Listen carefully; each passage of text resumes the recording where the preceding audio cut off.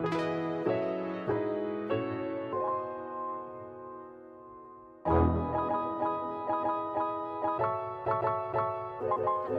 our NS family members. Good morning, good afternoon, and good evening.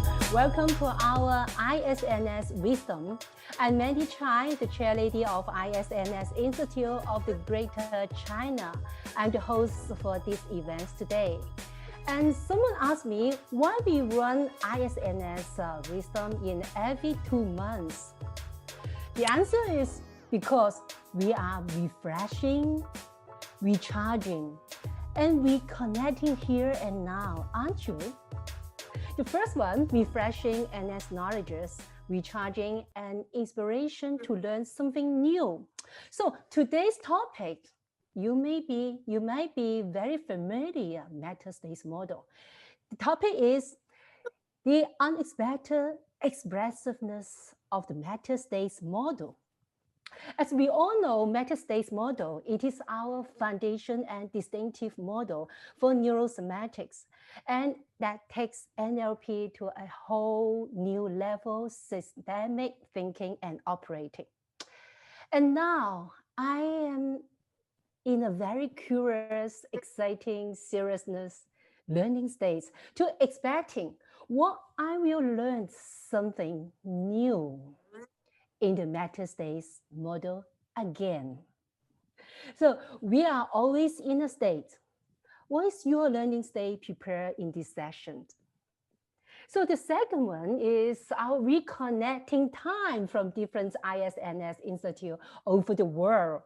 So when you see your local, I will share the slide. When you see the local institute slide, please turn on your mic together and say hello and how are you with your local languages together.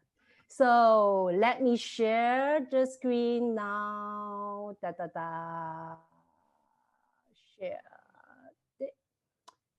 Something interesting now happened.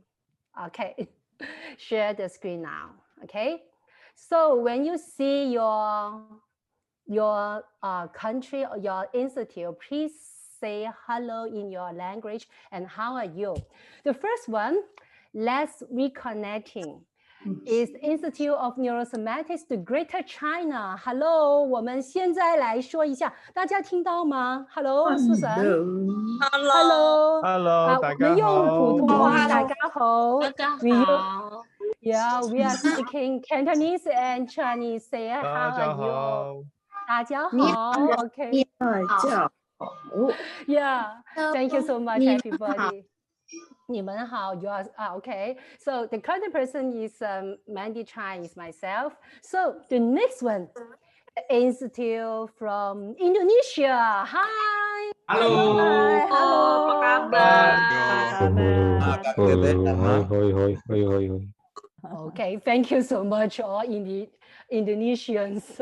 Okay, say hi. And the next one is the Philippines. Geraldine, you be part of that. Hello. The contact person is Sheila. Musta na kayo? Hi. Magandang gabi sa inyong lahat. Oh, thank you for your reconnecting to us.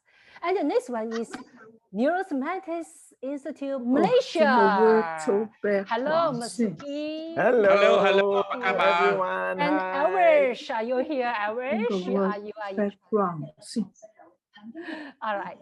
So the next institute is Australia. The contact person is Sean, and also Australia. Hi, is there anyone from Australia tonight? Okay. Hi, Sean. All right. It's 2 in the morning for them. Oh yeah, the morning, early morning. Okay, they are in the dream now. Okay.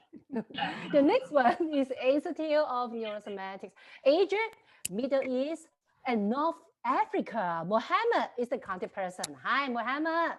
Hey, أهلا مرحبا. Hello everybody. Marhaba. Wow. Thanks for your voice. Thank you so much. And the next one is hi, Africa, NeuroSemantics Africa. Kobati, Karen. Goedemiddag. Ik hoop jullie een heerlijke middag saam met ons vanmiddag. Hello. Good voices. And this one is from Scandinavia. Oh, hello. Scandinavia. Hello. Yeah. Hello. Hello. Hello, how are you? Everyone from Scandinavia. Okay. The next one is Institute from Europe. Joming. Hi. Hi, Hello. Joming. Hello. Hello. Hello. Okay. How How are you? All right. Thank you so much. And the next one is Latam. Latam, Adrian. Hi. Hola. Hola. Hola. ¿Qué tal? Hola. Hola, hola, hola, hola. Hola, Hola, hola. ¿cómo están? Hello, everybody. Hola. We're happy to Hola. be here. Hola. Hola, hola, hola. Hello. Hola. Hola. Hola. Dominican Okay. Republic. Buenos Hello, días. everybody Aquí. from Latam. Hi. Con mucho entusiasmo de Buenos Latinoamérica. días desde México. Hola, desde Ecuador. Hola. Eso. José Bretón, Dominican Republic. So many different languages. Thank Costa you so much, Rica. everybody ¿Qué from tal que se llamas? Latam. Gracias. Wow, wow. Well, thank you so much. And the next one is Institute from Brazil. Hi. Brasil! Hello! Brasil, alô. Bom dia! Bom dia! Bom dia! The Portuguese. Oh, it's your morning Vamos nós time. aqui! Thank you, everybody from Brazil. And the last but not the least one is Institute from the United States. Hello, Jason. Hello, everybody. Good morning, good afternoon. Hi. Hola, buenos Hi, días, buenas everyone. tardes, buenas noches.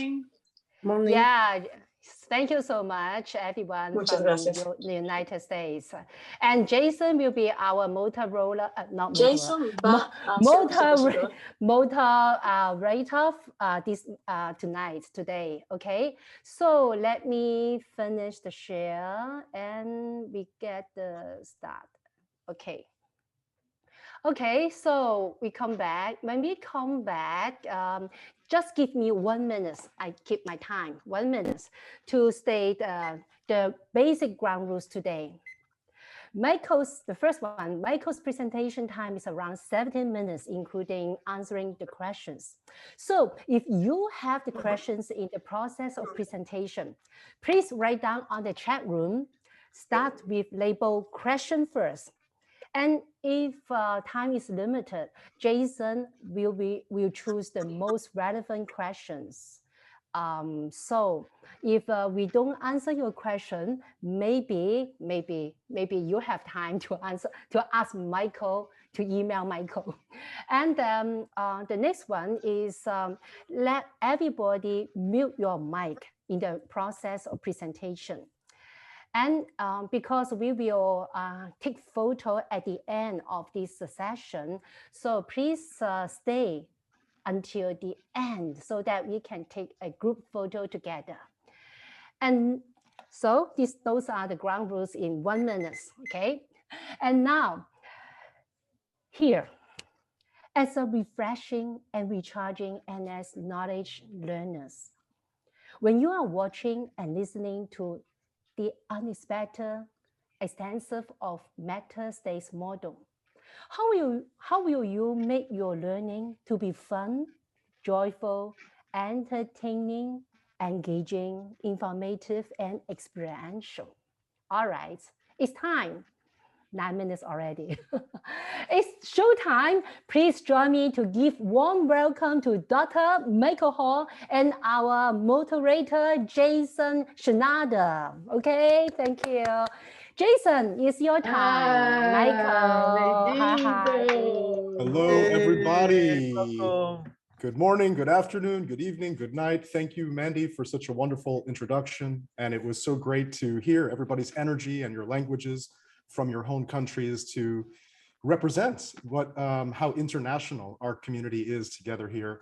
I, like Mandy said, am super excited to have this opportunity where we can share this space together with Michael to go even deeper into the metastates model, something that is at the core of all of the work that we do and to hopefully find some new things that we've never seen or heard before to continue our learning journey. So thank you for being here, and welcome, Michael and Geraldine.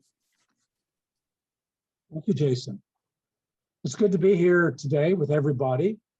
The one thing we all have in common is that as a meta coach and as a neurosemantic trainer, you have experienced APG. So you got the introduction to metastates. And that introduction led you through possibly 14 different patterns.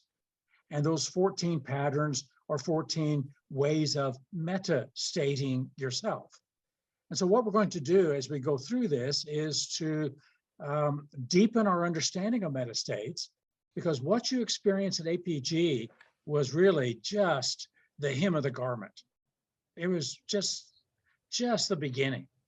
And so if, Jason, if you can put up the slides, we will go through the slides and begin to do that. Sure, give me one moment just to open them up here. Okay. And yeah, while we're loading them, you can think about what state you'd like to be in for this presentation.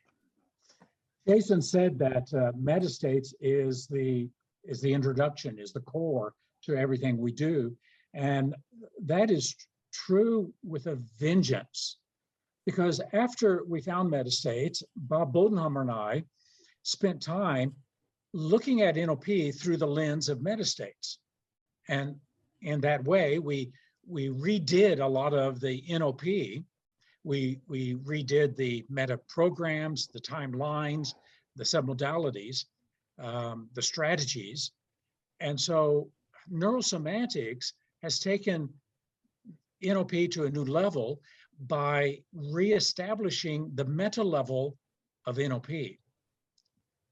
When we get to our slides, our second slide says that before NOP had the name NOP in 1976, September of 76 is when the name NOP occurred. Before that, from 1972, 3, 4, 5, and 5, it was called Meta.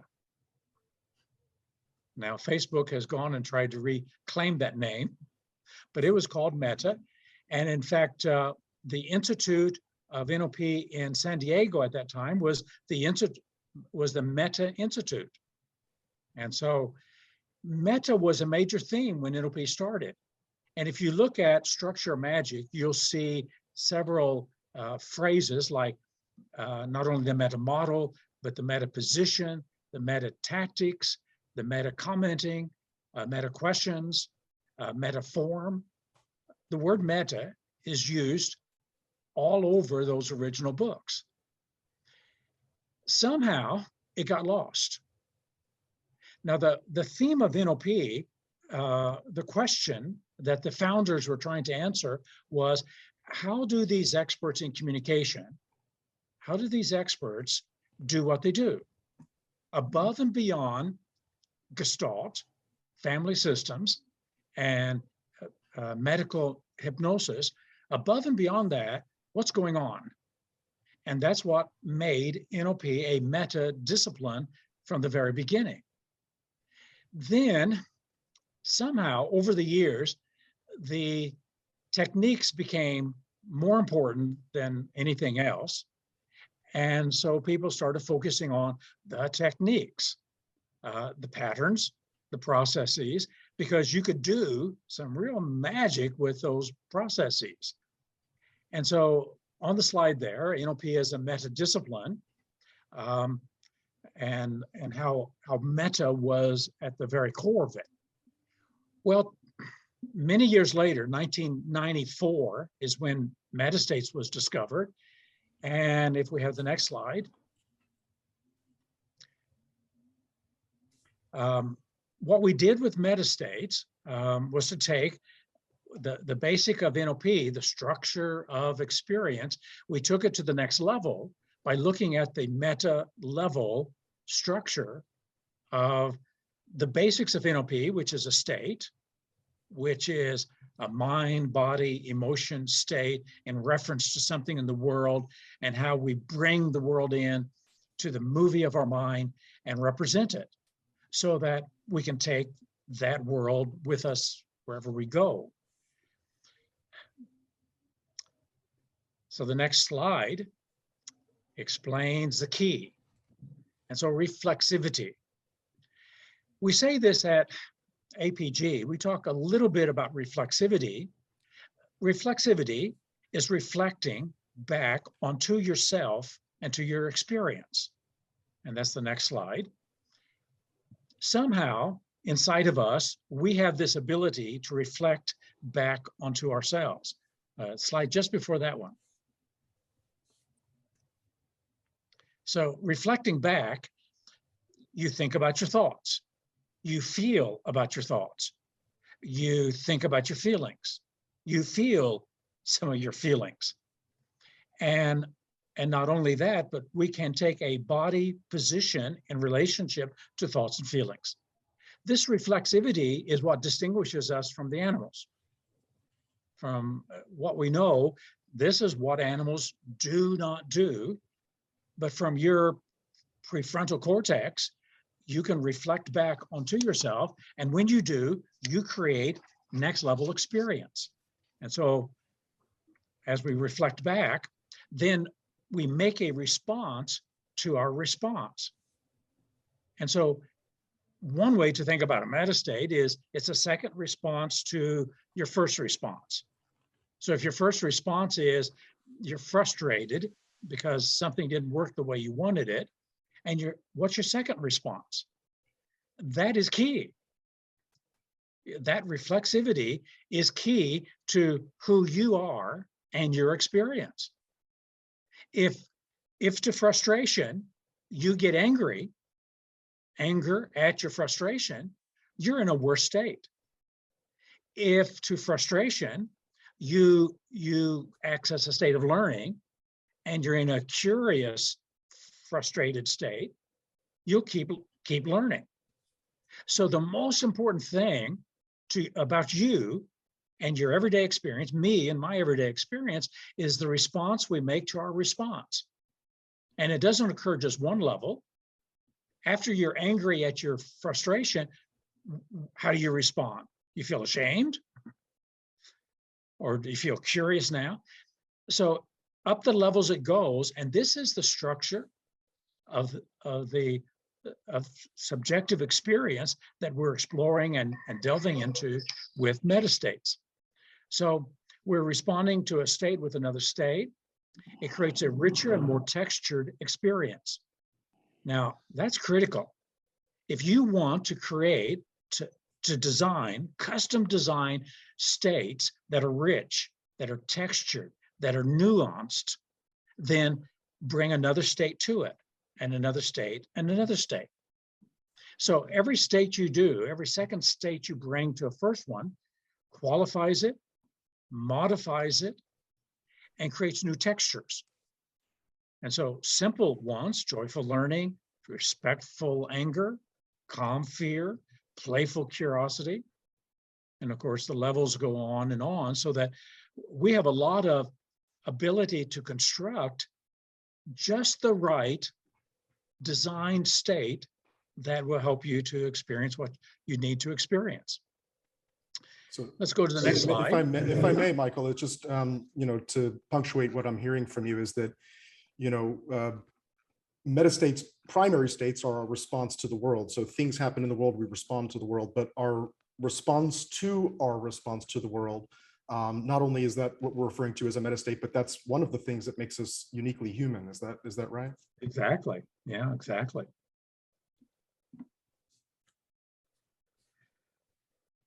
So back one level. Okay, the next one then. So structurally, when you metastate, you frame. We talk a lot about framing. NLP talks a lot about framing, has lots of frames. But the metastating process of framing is creating a dynamic structuring.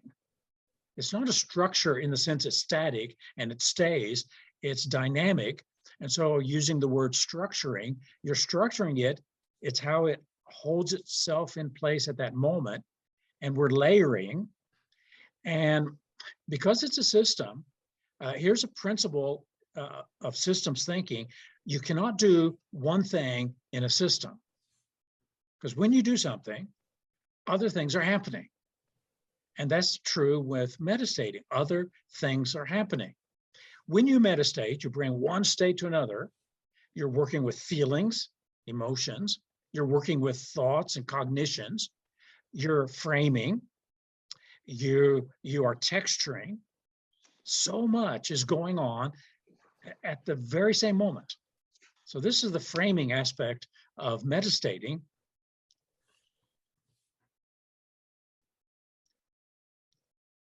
So here's a diagram talking about the framing. So if you bring joy to your learning, you not only have joyful learning, so that joy modifies the learning, joy is the frame for the learning. That is, joy is the classification. It's the category. You've just created a category in your mind. You've just created another structure there that you have members of that category, members of that class. And now learning is a member of that class. So if you have a category like learning, like joy, how many members do you have in that class?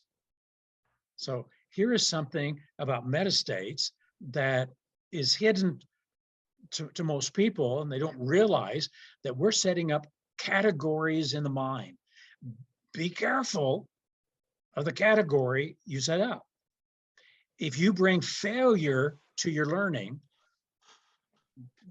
woe be is you, because you've just created a category that's called failure, and you've got learning in it.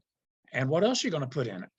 The more you put in it, the bigger the category of failure. So this is where we have to be very careful and very mindful of what we're doing when we bring a state to a state. That's fascinating, Michael, if I can just comment on that. So not only are we bringing a state to a state, which I think is how most people would think about metastates at a basic level, but also we're categorizing something within a category. And that's really interesting. I never heard that before. So the more you put into a category, the bigger the category gets. And so beware of which categories you're holding, how you're filing your organizing and filing your experiences. Right. So when you, as a coach or a trainer, hear someone bring us one state to the other, if it's a negative state, they've just created a negative category, and it is a reality in their mind, and oftentimes to their destruction.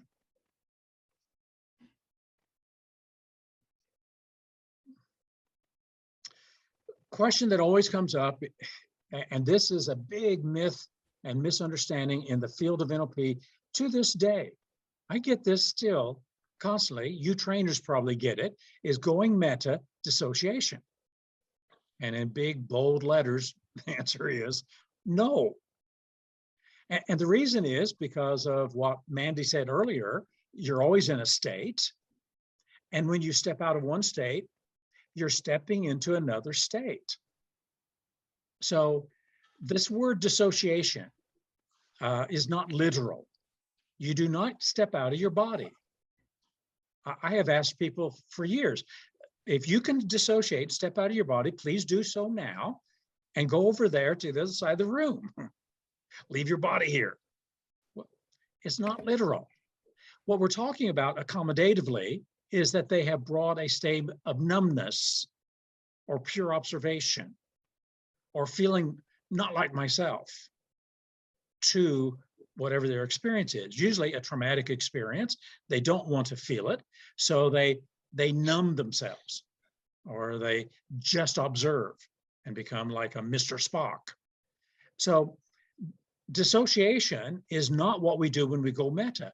If you are stepping into joyful learning, there's more emotion there, not less. And if you are into calm fear, the quality of your fear is a new quality and a better quality than just fear. And if you bring respect to anger or tenderness to anger, you have more emotion, not less. So when you go meta, you're not becoming unemotional or dissociating. You are qualifying the emotion and texturing it in new ways. So what I'm hearing you say there is not only is it not dissociation, but it actually can intensify states. Exactly. Which is quite the opposite. Quite the opposite. So this is a big misunderstanding of a lot of people. And you will see statements like this: going meta is dissociation in NLP books. And I've been working trying to get this myth exploded, and I need your help to do that. So the result is a complex meta-level structure.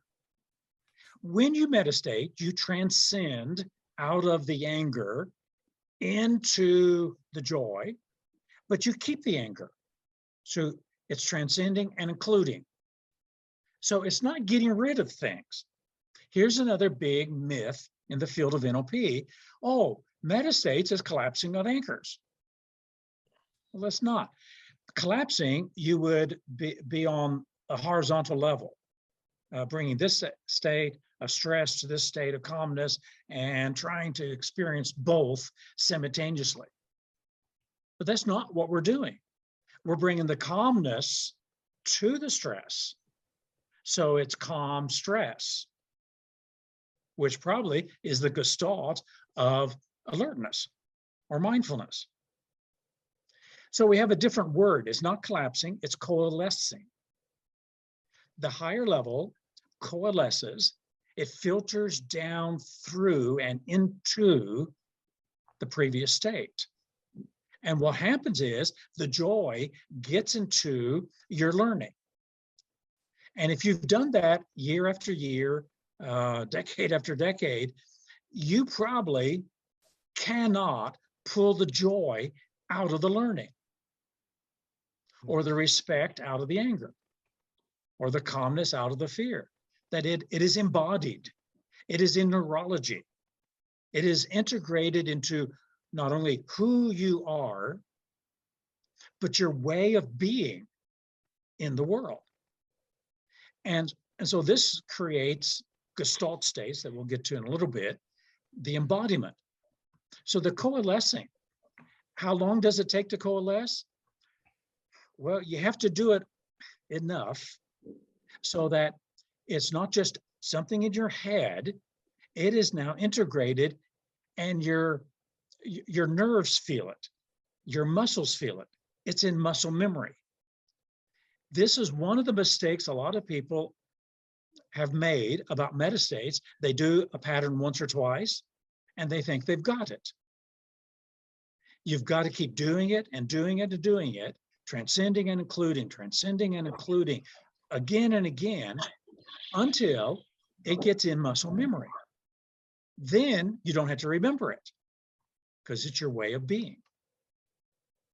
If I could share a quick story here, just from personal experience. When I lost a loved one a couple of years ago, I was experiencing deep sadness. This was a couple of weeks later. And it was, kind of here, I was thinking, well, let me collapse this. Let me get out of this sadness, this grief. And it didn't feel appropriate to just put away the sadness. It felt like it was the right state to be feeling. But being able to texture it in real time was something that was useful. So to bring some calmness to my grief, or some compassion to my grief. And at first it was I had to really access it and bring it. But with time and with practice, it coalesced down to now that is the quality of the grief that I was experiencing through time and practice and effort and applying to self. Great example. Good example. So here's our diagram for framing, as we frame thought upon thought, feeling upon feeling. And the next diagram is from Gregory Bateson. And here's an example that comes from Gregory Bateson. The 1, 2, 3, 4 at the bottom are messages that a person may have, let's say, picked up from childhood. I'm clumsy. I'm a C-level student. My dad thinks I'm awkward and I won't mount to anything. These messages, that'll put you in a state, probably in an unpleasant state, aware of different inadequacies. Now, if you add all those inadequacies together and you transcend it and include those painful messages, then the overall generalization, the overall abstraction is, I've had a painful childhood. And if you have a painful childhood, you're doomed. So that meta message as a frame is much more destructive than message 1, 2, 3, or 4. Message 1, okay, learn how to be smooth and not so clumsy. You could fix message 1 or message 2 by just development. But if a person still has message, the meta message there, then this frame, which is a belief, a disvalue, an understanding, a complex equivalent, is going to do a lot of destruction. But here's the great thing about metastating. You're only one step away from transformation. So if you go up to the next message, these old messages all involve beliefs. They're a child's thinking, the best thinking that a child at that age could do. And maybe they served me at that time. But I have much more accurate and enhancing ways to think now. So this comes from Gregory Bateson in his book, Steps to an Ecology of Mind, how that the highest meta level will govern, rule, control, manage the lower levels. And when you jump to that level, the other levels are managed, are dealt with, and we're operating from a whole new frame of mind. So Michael, if I can ask, it seems here at the second level here with the message A, it seems to me like that's perhaps a unconscious or an automatic, people are metastating themselves without being aware of it and doing it in potentially unhealthy and unresourceful ways. But when we can bring more consciousness to the process, like you said, we could transcend. Is that fair to say? Is that? Yeah, I think that's true for many, many people. They're not even aware of that meta message, that generalization that they have brought from childhood. Now, some people will be aware of that one. And then to make it worse, they will now feel ashamed, or they'll bring some other message. It's the messages that make us who we are.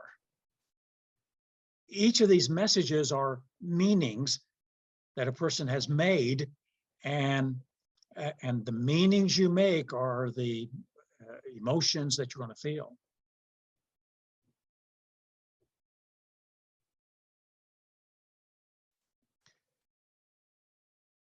So here's a diagram metastating, how that states are embedded inside of states.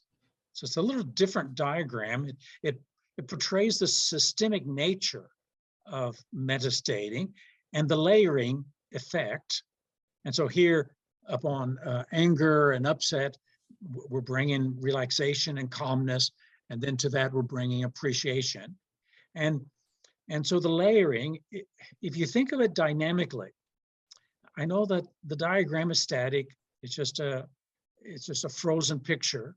But if you think of it as movement, as ongoing movement, life, then this is what the systemic nature of metastates and the layering. When we do this layering of states, our next one.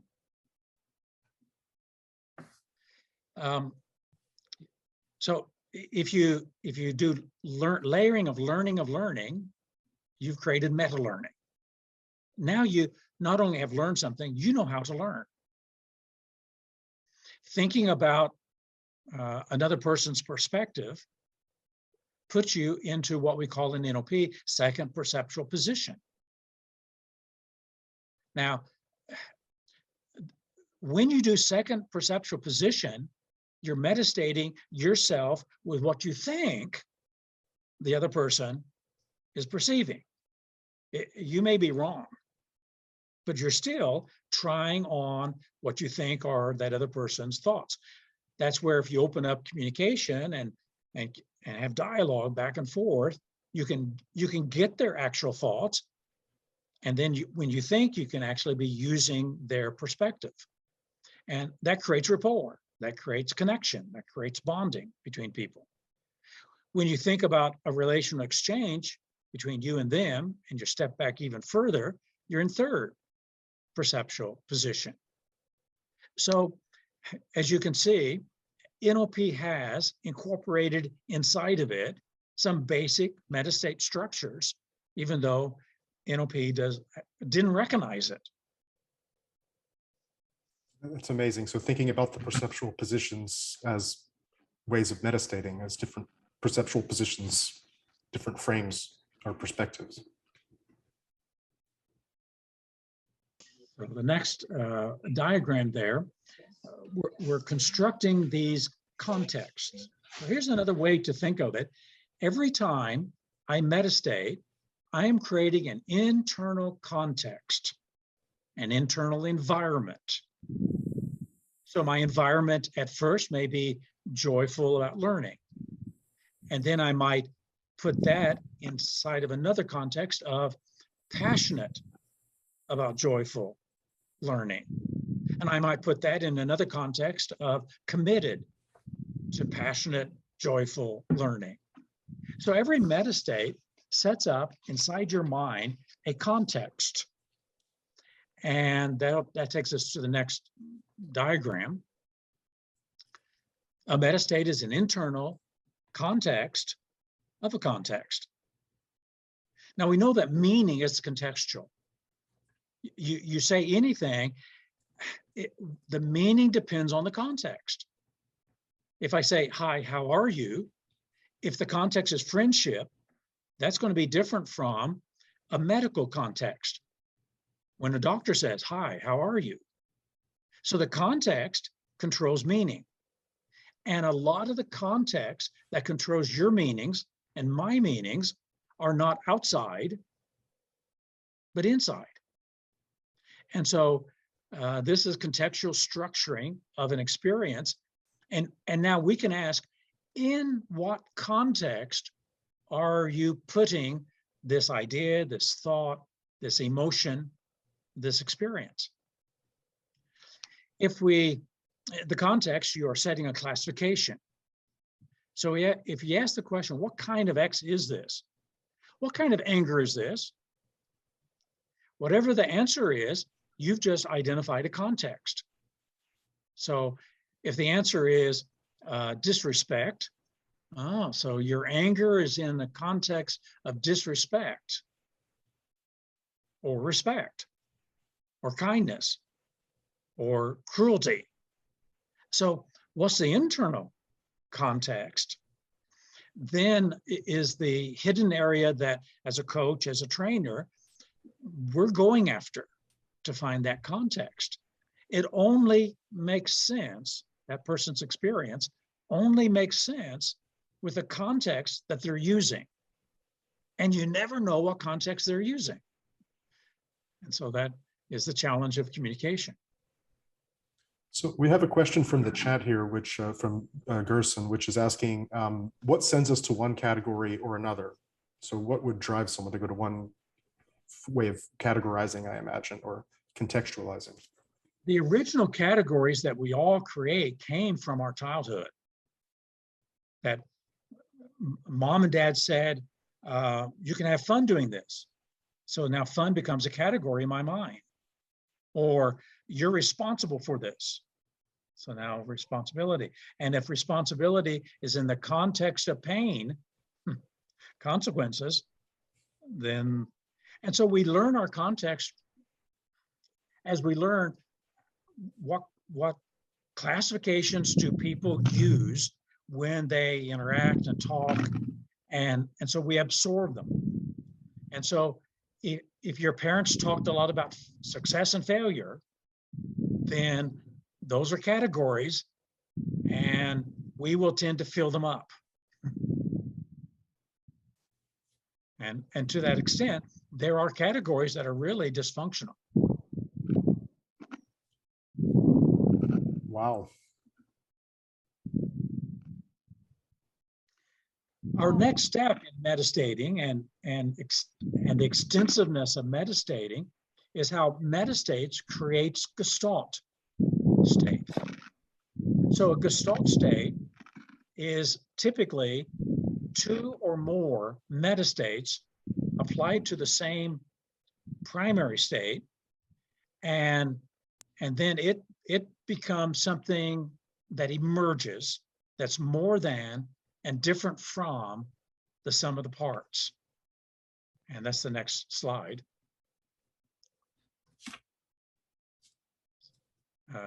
No, back. No, that one. The next one, maybe. It's the one that says Gestalt and gives the definition. There you go. So a Gestalt state is not just a metastate, it's a very complex state. And you can't figure it out by adding up the sum of the parts. You can add up, okay, I threw a bit of joy in there, I threw some calmness in there, I threw compassion, I threw curiosity. Now, when I put them all together, what will it be? And this is where the Gestalt, as a facet of systems thinking, is more than and different from the sum of the parts. So it's unpredictable. It is an emergent property. And so these Gestalt states comes out as attitudes. So people have attitudes, and attitudes are generally Gestalt states. So are beliefs, presuppositions, identity, and inferences. So multiple kinds of Gestalt states occur when you metastate, and this is where the creativity of the human person comes in. And especially if you want to model some expert who has a certain kind of attitude, presupposition, identity, you find out all the pieces, but still what Gestalts is going to be an emergence that's more than and different from.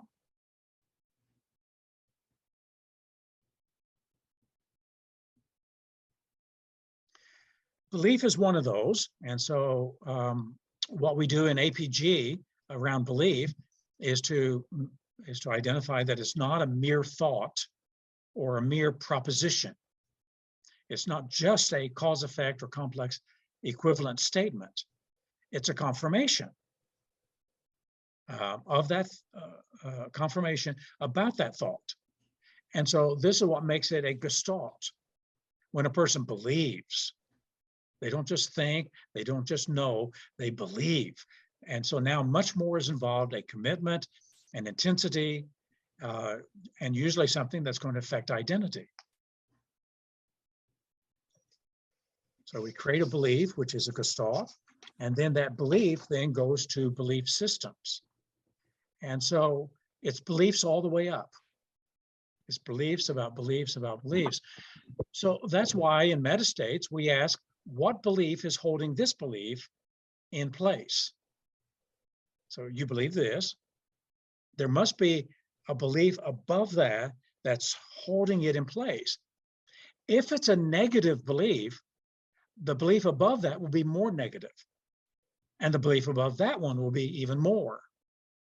And so that's when we go through a set of layers of beliefs, and it gets worse as we go up, and we're thresholding.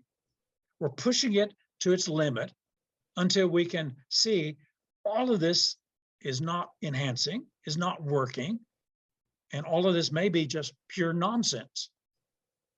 Conversely, if the belief is positive, the belief that will hold it in place will be even more positive, and so on. And so we are believers. We cannot not believe. The question is, what are we believing?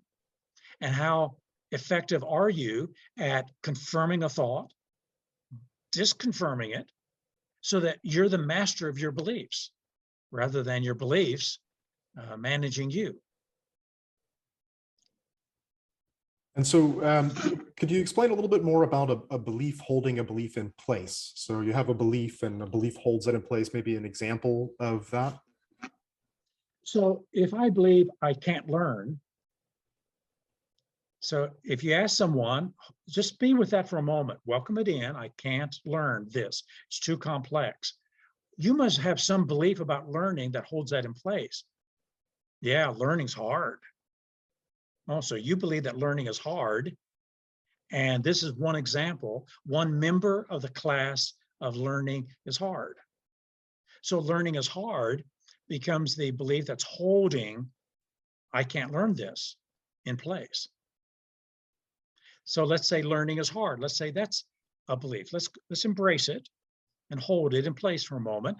And now transcend it. What do you believe about learning is hard? Well, some people can learn, some people can't. Okay, and you believe that? Well, yeah. Okay, so that's holding this one in place. So it's getting worse as we go up. And I guess you're one of those who can't learn. Some people can, some people can't. So it's getting worse. And so it's like a presupposition. Would that be like a presupposition there? So if they give you the frame that's holding it place, is some people can, some people can't, we can have even a presupposed frame that you're assuming the person is assuming that they're one that can't. Exactly. And those are the hidden frames or hidden meta states that we can only find by inferring what's implied, which we'll get to in just a bit. Really fascinating. Here is metastates creating complex states. So while we talk about metastating one state to another, what actually happens inside of each of us is there's multiple levels of frames that's governing what's going on. And so just the complexity of it. And that's why we ask all the meta questions. So what do you believe? What's your decision? What's your identity? Do you have permission? What does it mean to you? What's a metaphor? And so all of these are just getting at the complexity that's in the background of our metastates.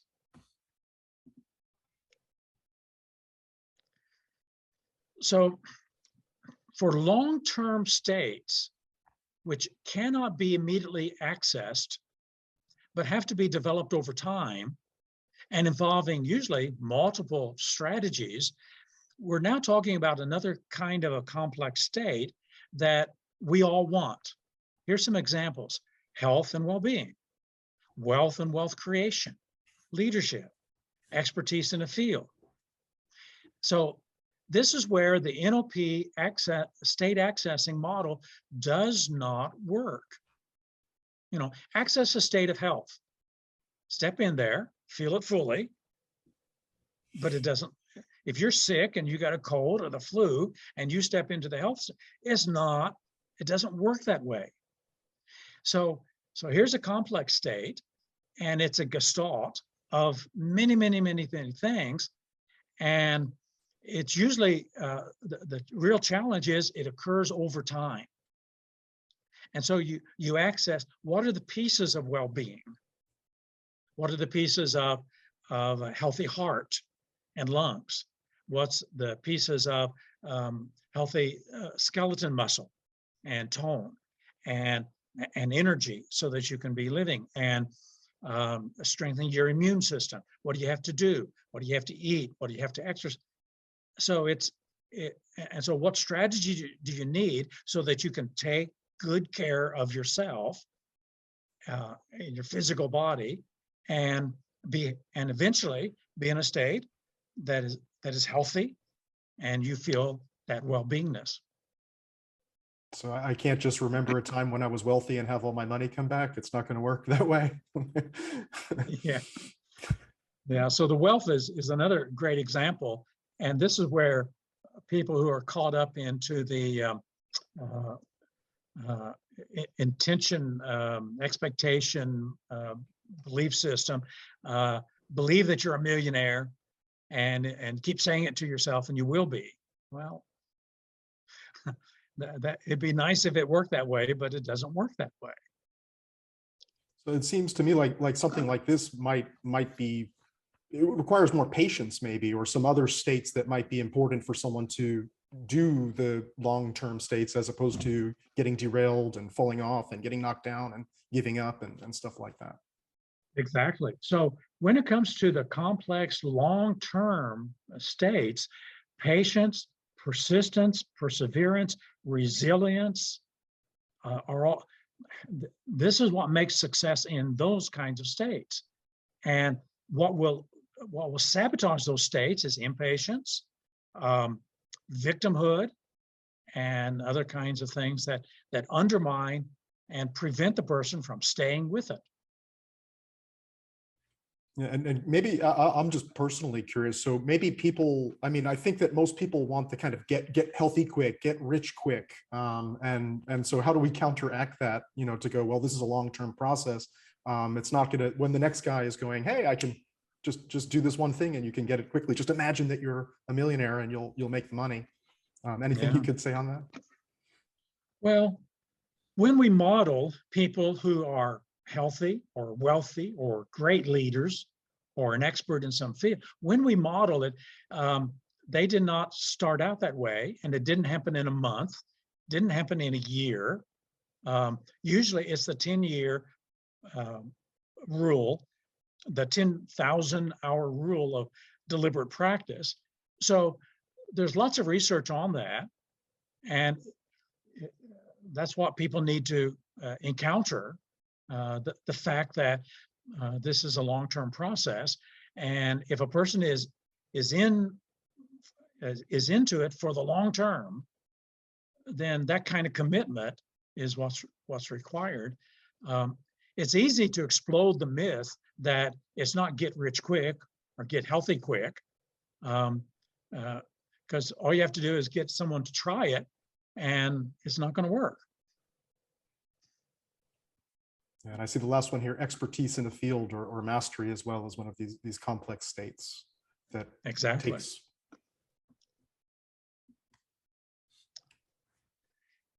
So meta states can go wrong. Stepping back can go wrong. And so now we got the pathological meta states. So it all depends on what you're bringing to yourself. And if you bring any negative emotion, anger to yourself, fear to yourself, guilt, shame, stress to yourself, if you bring that to your experience, you're setting that as your internal context. You're setting that as your internal environment, your category, and the energy it produces has nowhere to go except your mind and your body. It will make you worrisome, dreadful, negative, pessimistic, neurotic. It will make your body unwell. You'll be sending the wrong messages to the body.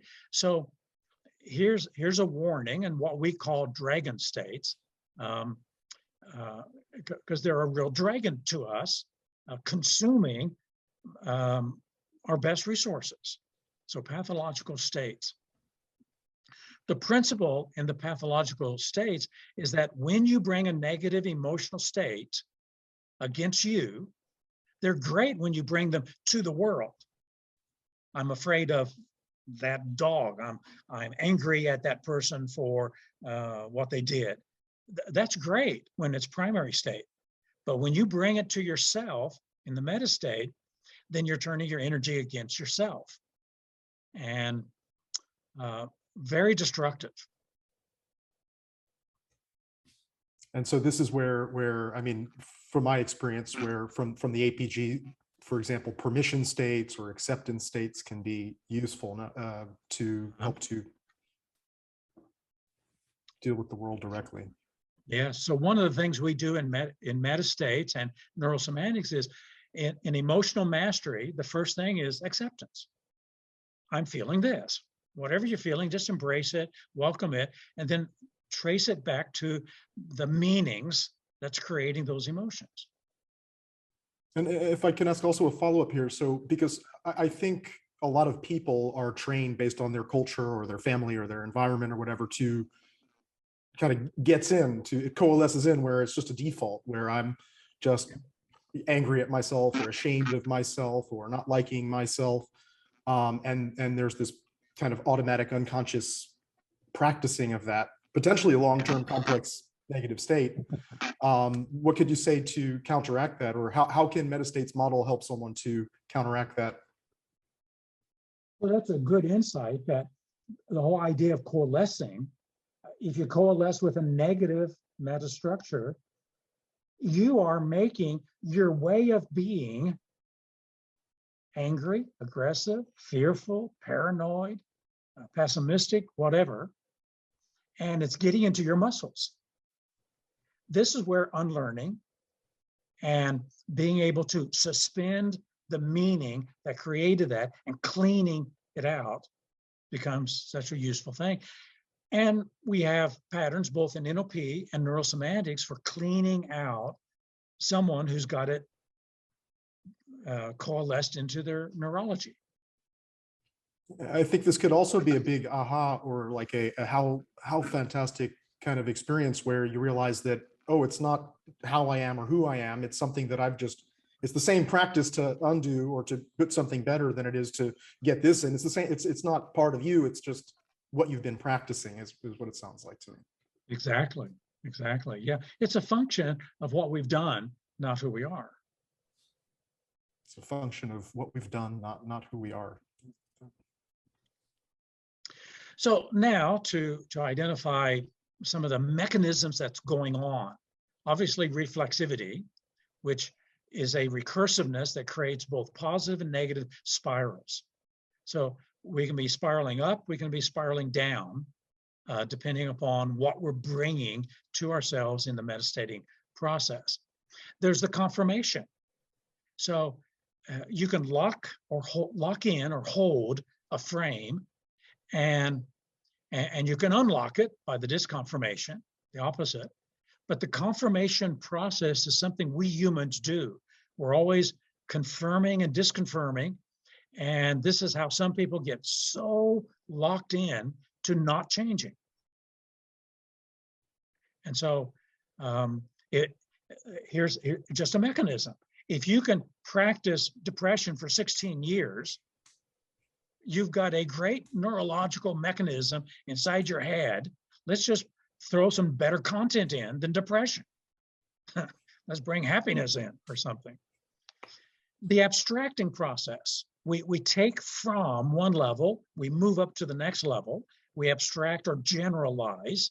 And so we're always generalizing, which is why most people are global.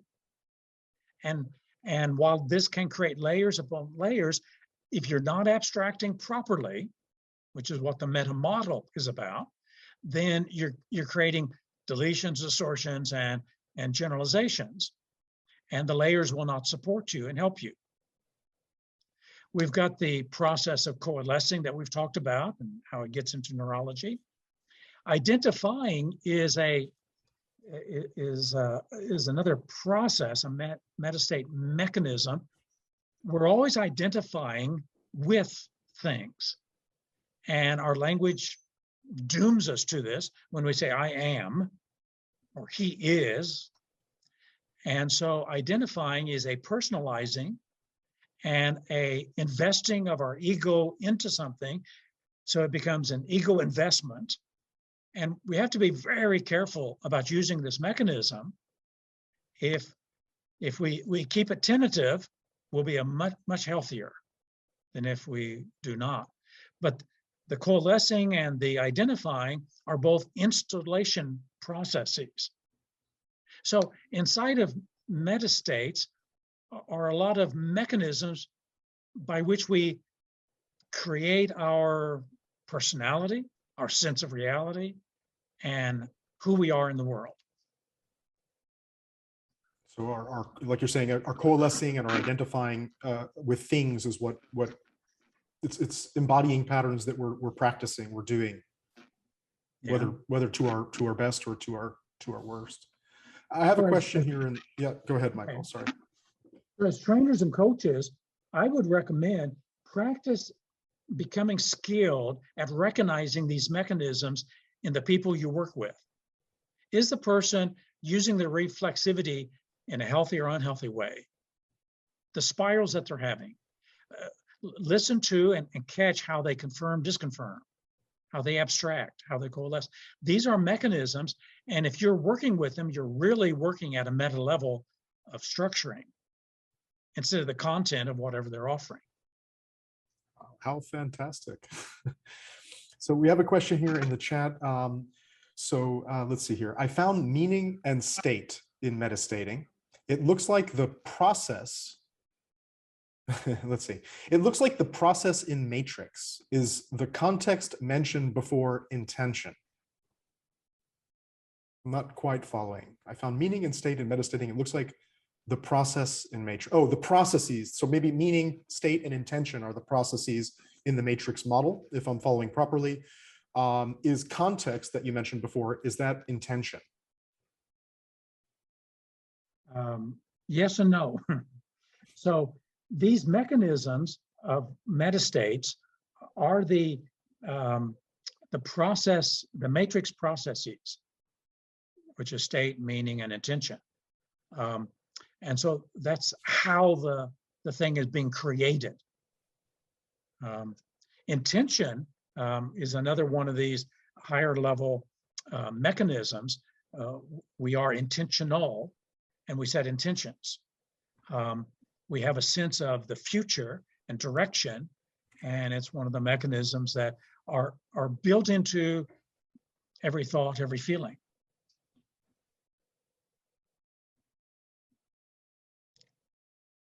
So NLP everything we've been talking about, NLP calls as logical levels. NLP has made the mistake of using a diagram of a pyramid to illustrate logical levels and to say they're hierarchical. They're not hierarchical. It's more like a hologram than a hierarchy. So logical levels, it's not a thing, it's a process, it's this layering. And out of this layering comes the psychologics of any given person. And so we could spend a lot of time on logical levels, but when you are metastating, that's what you're doing. You're creating these layers, these levels. An example of the layering is when we go to intentions. So here's an example of an intention that starts with a simple intention, and then the positive intention behind that, the positive intention behind that, the positive intention behind that. And so now we're moving up the levels, and we can do that by asking, why is that important? Or what is the positive intention behind that for achieving this? And so this is an example of intentional levels, moving up and up and up again. Most people have 3 or 4. If you have done a lot of self-development, you may have 7 or 8. And when you make these explicit, this is your hierarchy of values. And your hierarchy of values is what enables you to make wise decisions. I can't make wise decisions if I don't know what's important to me. Not real, if I haven't prioritized it. And so what this does is prioritize it and enables us to then go to the highest intentional purpose that we have, which then creates our purpose, our passion for living the life that we live. So that's why we put this in APG, the intentionality pattern. And it's one of those patterns you've got to run 5 or 10 times for it to really work its magic inside you. And if we could specify the magic, what would you say the magic that intentionality brings is? It's the magic of purpose. It's the magic of my life has meaning and purpose. And whatever it is that you've decided, here's my contribution. Here's the music I have to give to the world, or the beauty I have, or whatever it is that sense of purpose. Too many people live purposeless lives. And when they don't know their purpose, then they tend to just bounce around and oftentimes settle for entertainment. Wow. And so, yeah. And so this is, so for example, in the intentionality pattern, it's not wait until I find my purpose. I'm gonna wait until my purpose finds me. It's more, I'm gonna, how would you say it? Uncover, create, discover. Or create my own purpose. Create my purpose. Give myself, invest myself to one of these values, which, as we know from Abraham Maslow's list of being values, are the human values that really makes us human.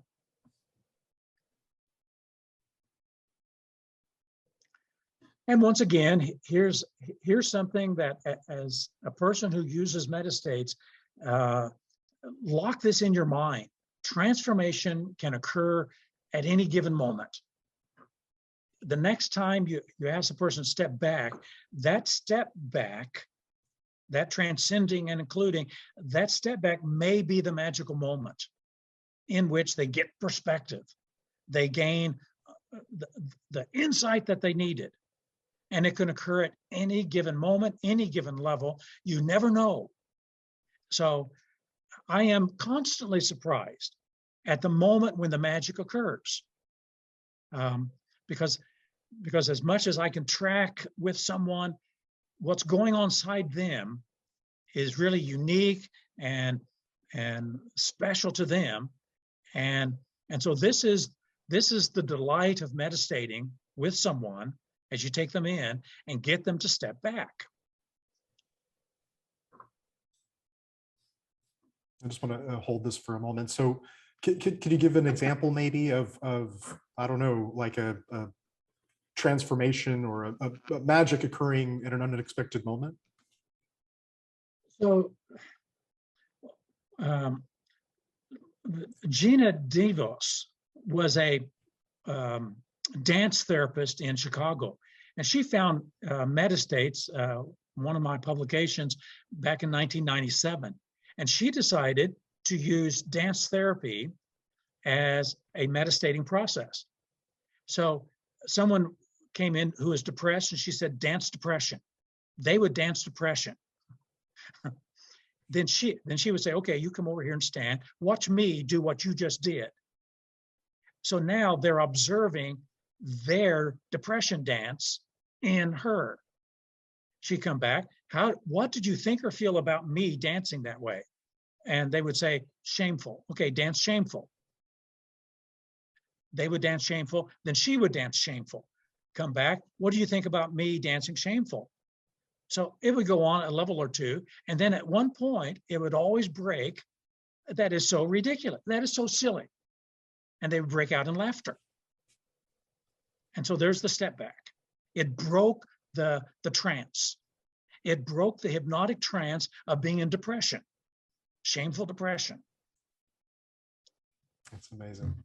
And when you do that physically, when you do that dancing or in your physiology, you're working with some deep, coalesced metastates.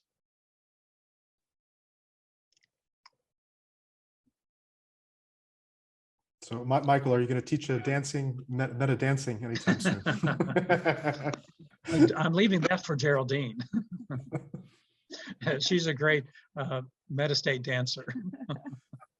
This diagram's on meta programs. Let's skip it and go to the last one. In the APG manual, in the back of the manual, you've got 2 pages on this, metastating effects.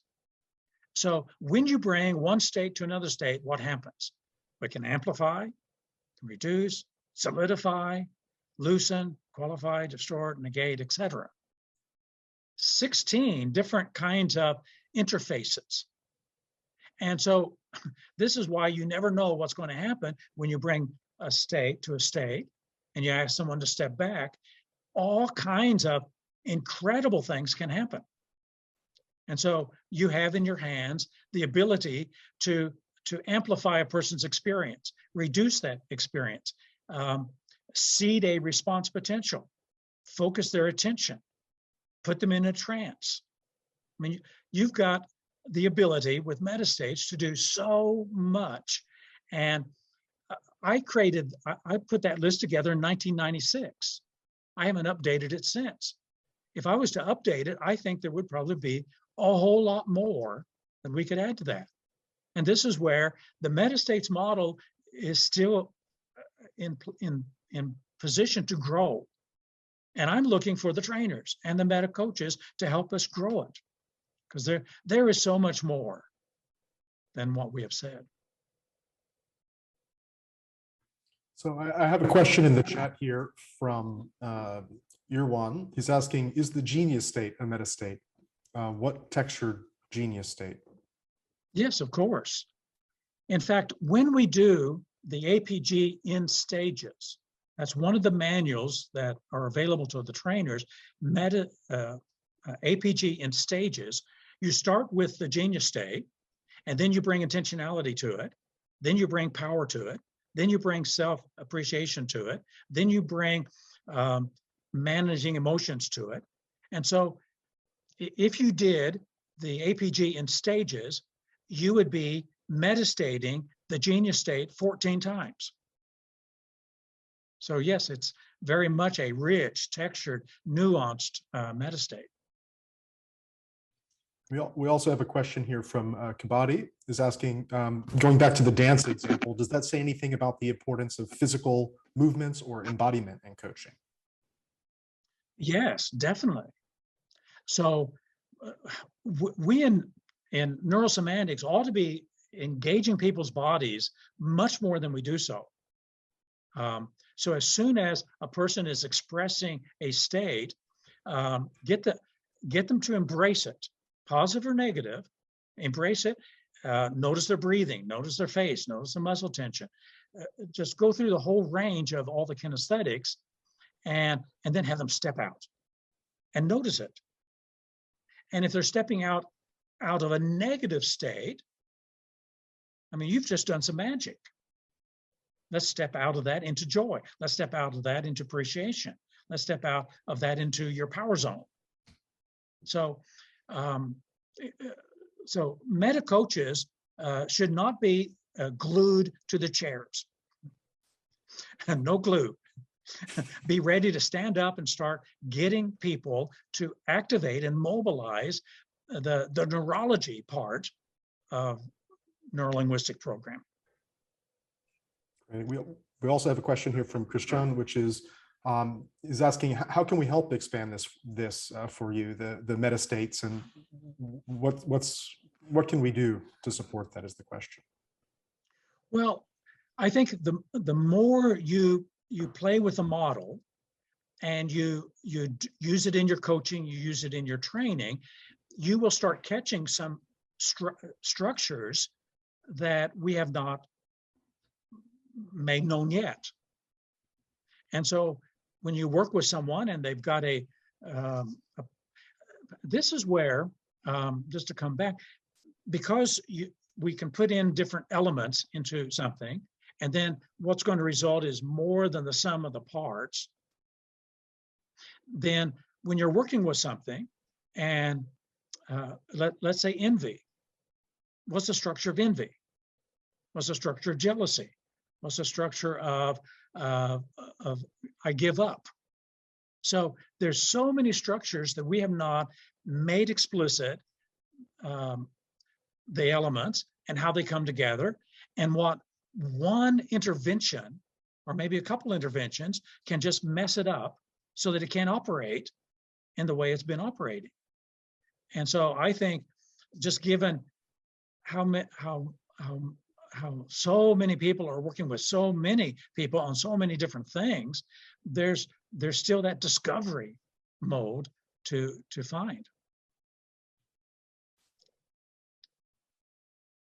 So Kibati comments here. So on Zoom, I think she's mentioning back to the embodiment and the dancing and things like that. So on Zoom, she says it's an interesting activity.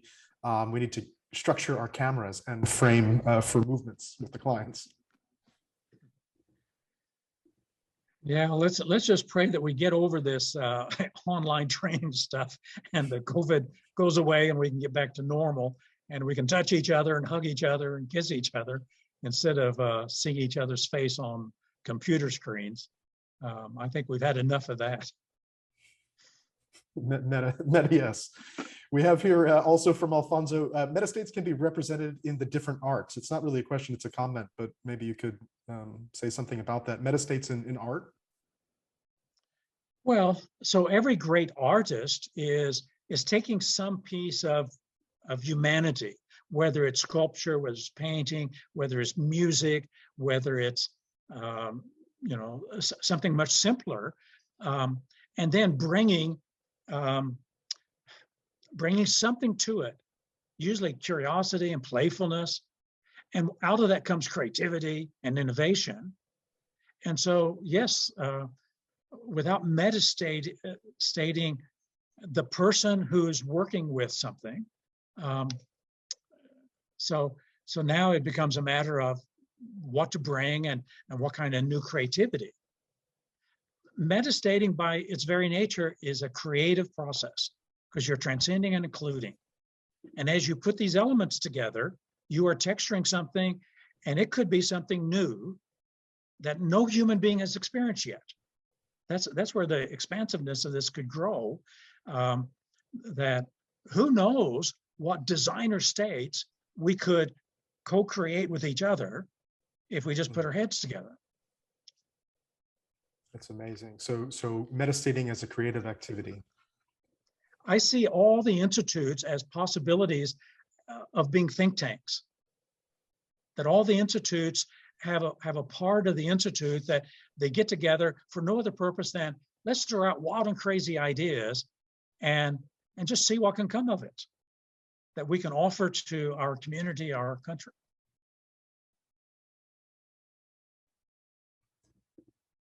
So I think that's all with the questions. We got some celebrations and some happiness in there. Anything to close, Michael? Any final words for us today before we pass it on? However rich you think the metastates model is, it's richer. It has totally revamped everything in NLP. We have discovered all kinds of new things through the lens of metastates. So I would recommend, in the book, Source Book of Magic, Volume 2, there's 143 metastate patterns. I put that together 15 years ago. We probably now have 300 metastate patterns. How many have you worked? So I would encourage you pursue the metastructure of the experiences that you're working with, because there's so much more than what we have talked about. So any other questions from the audience while we're here? We have a couple more minutes. If anybody has any questions for Michael, now is your time. Yeah, I did not write on that. Michael, I want to ask one question. What is the relationship and distinctive from metastating and hypnotizing? Well, this is part of the unexpected expansiveness of metastates. Every time you metastate, you're hypnotizing because you're taking a person inside. Mm-hmm. And they're transitioning from the outside to the inside. And every level you go up, they're going deeper and deeper or higher and higher into a trance. The question is, what kind of a trance? If it's a positive metastating, you're taking them into a positive trance that will coalesce and become their way of being in the world. So that's why the two books, Hypnotic Thinking and Hypnotic Conversations, are I've got in those in one induction after the next induction, every APG pattern has an induction in hypnotic conversations, because it's all hypnosis. Thank you. Got that.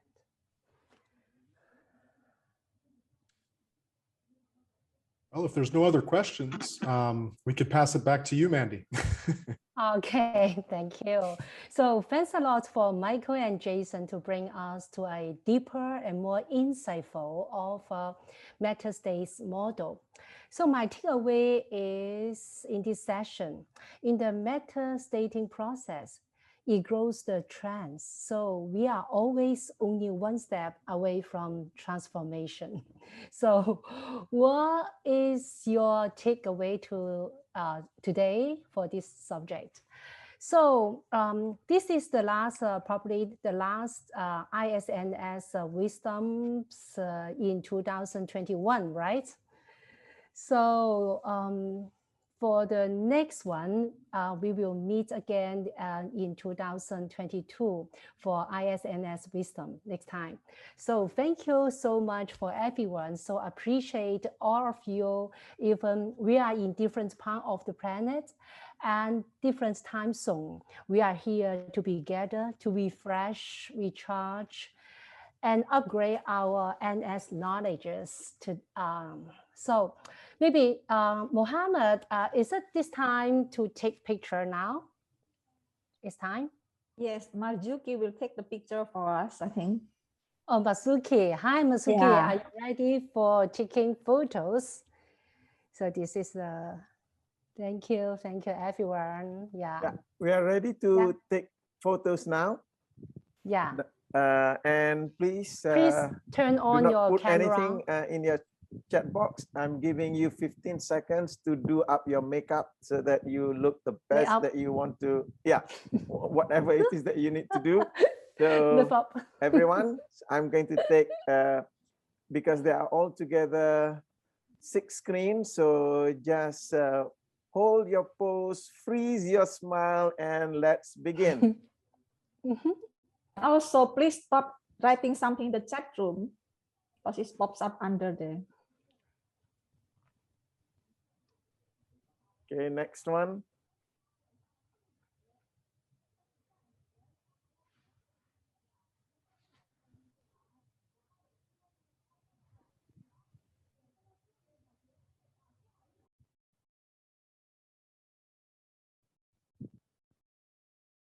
Right, you can, let me just check whether I've got all of the pictures again. Where's my desktop? Oh, I need to take the photos again. Sorry about that. You can redo your makeup. Do you want me to help you, Marzuki?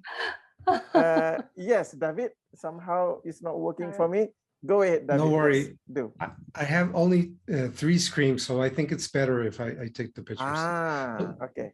So please just stop texting. That's right. Smile. 1,